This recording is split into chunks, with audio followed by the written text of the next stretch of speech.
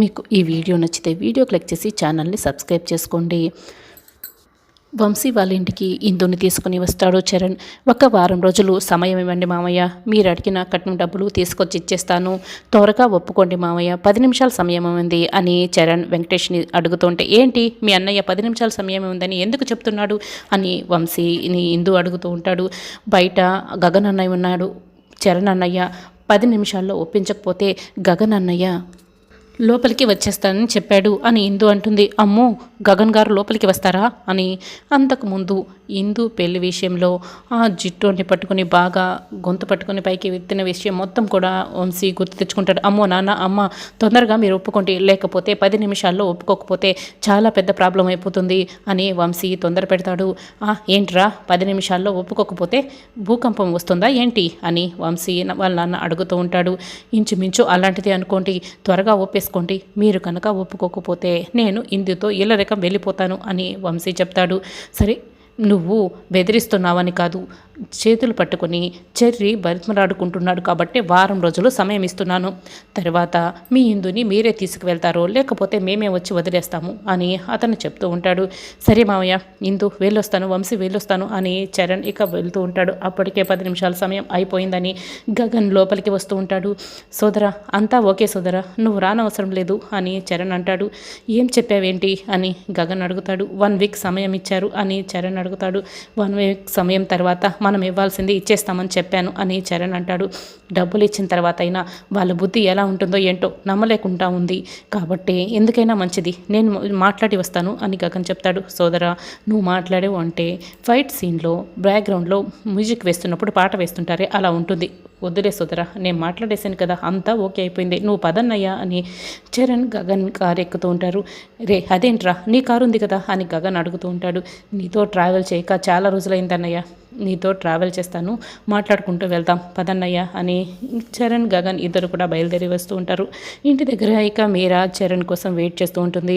నాకు చాలా భయంగా ఉందండి అని మీరా బాధపడుతూ ఉంటుంది. అమ్మ, ఇప్పటి వరకు చాలా సార్లు ఈ మాట చెప్పావు, మాకు కూడా టెన్షన్గా ఉంది, నువ్వు ఏడవకమ్మా అని బిందు అంటుంది. అప్పుడే గగన్ కార్ డ్రైవ్ చేస్తూ, రే ఇంటి దగ్గర అందరూ టెన్షన్ పడుతూ ఉంటారు, ముందు నువ్వు ఇంటికి కాల్ చేసి చెప్పు అని గగన్ అనడంతో అలాగేనని ఇక చెర్రీ వెంటనే మీరా కాల్ చేస్తాడు. రే చెర్రీ, ఇందు కనపడిందా, క్షేమంగా ఉందా అని మీరా అడుగుతూ ఉంటుంది. అమ్మ, ఇందు కనపడింది, క్షేమంగా ఉంది, ఇంటి దగ్గర దిగపెట్టి వస్తున్నాంలే అని చెప్తూ ఉంటారు. అప్పుడే కృష్ణప్రసాద్ ఫోన్ తీసుకొని, రే ఎక్కడుండింది ఇందు అని కృష్ణప్రసాద్ అడుగుతూ ఉంటాడు. నాన్న, నేను అన్నయ్య ఇందుని కాపాడి వాళ్ళ ఇంటి దగ్గర దిగపెట్టి వస్తున్నాం నాన్న, ఇంటికి వచ్చిన తర్వాత అన్ని విషయాలు వివరంగా చెప్తాను, ఇంతకీ దత్తత కార్యక్రమం పూర్తయిందా అని చరణ్ అడుగుతుంటే, లేదురా ఆగిపోయింది అని కృష్ణప్రసాద్ అంటాడు. ఏంటి ఆగిపోయిందా అని చరణ్ అంటూ ఉంటే గగన్ అయితే అది విని షాక్ అయ్యి చరణ్ మాటలు వింటూ ఉంటాడు. అవునరా, నక్షత్ర అపూర్వతో కలిసి ప్లాన్ చేసింది అని అక్కడ జరిగిందంతా కూడా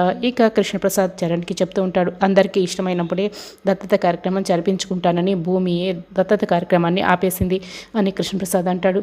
ఏంటి, భూమినే దత్తత కార్యక్రమాన్ని ఆపేసిందా? అసలు భూమిని అర్థం చేసుకోవడం చాలా కష్టం నాన్న అని చరణ్ అంటాడు. నిన్ను అర్థం చేసుకోవటం ఈజీనా? భూమి డాన్స్ క్లాస్ కూడా వెళ్ళిపోయింది, నువ్వు త్వరగా వచ్చేసాయి, పూర్తి వివరాలు చెప్తూ అని కృష్ణప్రసాద్ ఫోన్ కట్ చేస్తాడు. దత్తత కార్యక్రమం ఆపేసి డాన్స్ క్లాస్ కూడా వెళ్ళిపోయిందా భూమి అని చరణ్ చెప్తూ ఉంటాడు. ఏం జరిగిందిరా చెర్రీ అని గగన్ అడుగుంటే, నన్ను అర్థం చేసుకోవాలంటే కనీసం PhD అన్న పాస్ కావాలని నన్ను పొగడేస్తున్నాడు అని చరణ్ అంటాడు. అది కాదురా, వివరంగా చెప్పు అని గగన్ అడుగుతాడు. భూమినే దత్తత కార్యక్రమాన్ని ఆపేసి డాన్స్ క్లాస్కి వెళ్ళిందంట, అయినా కూడా ఏంటన్నయ్యా ఈ భూమి హాయిగా ఇంట్లో ఉండకుండా ఈ డాన్స్ క్లాస్ లాంటివి భూమికి అవసరమా అని చరణ్ అడుగుతూ ఉంటే గగన్ అయితే సడన్ బ్రేక్ వేస్తాడు. ఎందుకన్నయ్య కార్ ఆపేసావు అని అడుగుతూ ఉంటే, చూడు నాకు ఒక చిన్న షాపింగ్ పని ఉంది, నువ్వు ముందుకు ఏదో ఒకటి వెహికల్ పని పెట్టుకొని వెళ్ళిపో, ప్లీజ్ దిగు అని గగన్ అంటాడు. అయినా నువ్వు నా ప్రశ్నకి సమాధానం చెప్పలేదన్నయ్య, భూమికి ఈ డాన్స్ క్లాసులు అవసరమా అని చరణ్ అడుగుతూ ఉంటే, ఎవరి వ్యక్తిత్వం అభిరుచులు వాళ్ళకు ఉంటాయి కదా, అయినా నీలాంటి వాడిని అర్థం చేసుకోవడం ఒక PhD సరిపోదు, 10 PhDలు చేయాలి, ముందు నువ్వు దిగు, నేను వెళ్ళాలి అని గగన్ చెప్తాడు. ఇక చరణ్ కార్ దిగి క్యాబ్ బుక్ చేసుకుంటూ ఉంటాడు. భూమిని దత్తత ఆపేసింది అని చెప్పగానే గగన్ అయితే అంతకుముందు ధరణితో మాట్లాడిన మాటలన్నీ గుర్తు తెచ్చుకుంటాడు. నీ ఫ్రెండ్కి చెప్పు, ఒక్కసారి దత్తత కార్యక్రమం అయిపోతే తనెవరో నేనెవరో ఎటువంటి సంబంధాలు ఉండవు అన్న ఆ మాటల వల్లే ఇప్పుడు భూమి దత్తత కార్యక్రమం ఆపేసిందని గగన్ అయితే చాలా సంతోషపడుతూ ఉంటాడు. భూమి కోసం షాపింగ్ చేయడానికి వెళ్తూ ఉంటాడు. ఇక నక్షత్ర గగన్ ఫోటోలు చూసుకుంటూ ఫోన్లో ఉన్న ఫోటోలకి ముద్దు పెడుతూ ఉంటుంది. అప్పుడే గోరింటాక్ సుజాత అక్కడికి వస్తుంది. బాగుందమ్మాయి, మీ నాన్న తిట్టాడని బాధపడుతూ కూర్చోక మీ బావ ఫోటోలకి ముద్దులు పెట్టుకుంటున్నావా ముద్దులు అని అడుగుతూ ఉంటుంది. చూడు పిన్ని, మా బావ మాత్రమే నాకు సంతోషాన్ని ఇస్తాడు, అందుకే నేను ఇలా ముద్దులు పెట్టుకుంటున్నాను, నీకేం తెలుసులే అని నక్షత్ర చెప్తూ ఉంటుంది.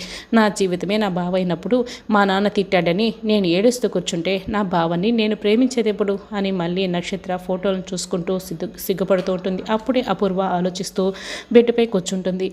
అసలు ఆ భూమి దత్తతని ఎందుకు ఆపేసింది? ఆ రోజు శోభాచంద్ర నాకు పోన్నట్లు నాటకం ఆడితే నాకే దయ్యం పట్టిందని రివర్స్ డ్రామా ఆడి ఆ రోజు దత్తత ఆడిగిపోయింది. ఈరోజు మాకు ఇష్టం లేదని చెప్పి దత్తతనే ఆపేసింది. అయినా ఈ దత్తత ఆపేయడం వెనుక ఏదో ఉంది, అది ఏంటన్నది తెలుసుకోవాలి అని ఏదో పెద్ద కారణం ఉండుంటుంది అని అపూర్వ అనుకుంటూ ఆలోచిస్తూ ఉంటుంది. శారదా అంటూ కృష్ణప్రసాద్ అక్కడికి వస్తాడు. ఏంటండి, పిల్లలు ఉంటే ఏం చేస్తారు, ఏంటి ఇలా అరుస్తున్నారు అని శారద కంగారు పడుతూ ఉంటుంది. వాళ్ళిద్దరూ ఇంట్లో ఉండరని వచ్చారు పోయి, నాకు తెలియదా టైమింగ్స్ అని కృష్ణప్రసాద్ అంటాడు. ఒకవేళ వాళ్ళు ఉన్నప్పుడు మీరు రావాలి, అప్పుడు మీకు ఉంటుంది అని శారద చెప్తుంది. అప్పుడు సంగతి అప్పుడు చూసుకుందాంలే, కానీ ఏంటి భోంచేయలేదు కదా, రా ఇద్దరం కలిసి భోంచేద్దాం అని కృష్ణప్రసాద్ చెప్తాడు. వద్దండి, ఇప్పుడు వాడు నన్ను దేవతలా చూస్తున్నాడు, రేపు కలిసి వాడితో భోంచేస్తున్నప్పుడు ఈ జ్ఞాపకాలు గుర్తుకు వచ్చాయనుకోండి, నా కొడుకుని మోసం చేస్తున్నట్లు నాకు అనిపిస్తుంది. ఇప్పుడు వాడు నన్ను దేవతలా చూస్తున్నాడు, అమ్మలానైనా మిగిలిపోవాలి కదండి. ఇంతకుముందు మీతో కలిసి భోంచేసిన జ్ఞాపకాలు చాలా ఉన్నాయి, ఇప్పుడు ఈ జ్ఞాపకాలు అవసరం లేదు అని శారద అంటుంది. సరే, మీకు ఆకలిగా ఉందన్నారు కదా, తినండి అని పెడుతూ ఉంటుంది. కృష్ణప్రసాద్ ఇక అన్నం తింటూ కళ్ళనీళ్ళు పెట్టుకుంటుంటాడు. ఏంటండి ఆ కన్నీళ్ళు అని శారద ప్రేమగా అడుగుతుంటే, ఏం లేదు శారద అని మొత్తం అన్నం అంతా తినేస్తాడు. ఏమంటే అన్నం అయిపోయింది, వండి తీసుకొస్తాను అని శారద చెప్తుంది. మళ్ళీ నీ చేతి వంట ఎప్పుడు తింటాను అని ఇప్పటికే కాస్త ఎక్కువ తినేసాను శారద, అవసరం లేదు అని కృష్ణప్రసాద్ తింటూ ఉంటే పొలమారుతుంది. ఏమండి జాగ్రత్త అండి అని తల మీద నిమురుతూ దగ్గరుండి ఇక నీళ్లు తాగిపిస్తూ ఉంటుంది. సరే సరదా, నీకు ఒక గుడ్ న్యూస్, ఈరోజు భూమి దత్తతని ఆపేసింది. ఇలా భూమి దత్తతని ఆపేసిందంటే గగన్ మీద ప్రేమ ఉన్నట్లే కదా అని కృష్ణప్రసాద్ చెప్తాడు. అబ్బా, ఎంత మంచి శుభవార్త చెప్పారండి, ముందు ఇది ఏడ్చేసి తర్వాత తినుంటే బాగుండేది కదా, ఉండండి మీ నోరు తీపి చేస్తాను అని స్వీట్ తీసుకొచ్చి తినిపించబోతూ ఒక క్షణం ఆగిపోతుంది. పర్వాలేదు శారదా, ఇది నువ్వు మన కొడుకు కోసం ఇస్తున్న తీపి జ్ఞాపకం అని శారద చేపట్టుకుని స్వీట్ తింటాడు. అన్నట్లు నువ్వు నక్షత్ర గురించి గగన్తో మాట్లాడావా అని అడుగుతూ ఉంటే, మాట్లాడానండి, కానీ షాక్ అయ్యి ఏమీ మాట్లాడుకుంటా వెళ్ళిపోయాడు అని శారద అంటుంది. భలే పనిచేశారులే, ఇప్పుడు అలా జరిగితేనే బాగుంటుంది.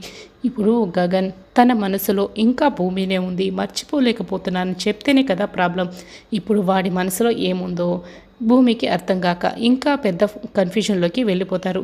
అప్పుడు భూమి గగన్ని మనం దగ్గర చేయడానికి ఇంకా మోటివేట్ చేయొచ్చు భూమిని అని కృష్ణప్రసాద్ అంటాడు. ఇదంతా చూస్తుంటే భూమి గగన్ల పెళ్లి త్వరలోనే జరుగుతుందనిపిస్తోంది అని కృష్ణప్రసాద్ అంటుంటే శారద అది విని చాలా సంతోషపడుతుంది.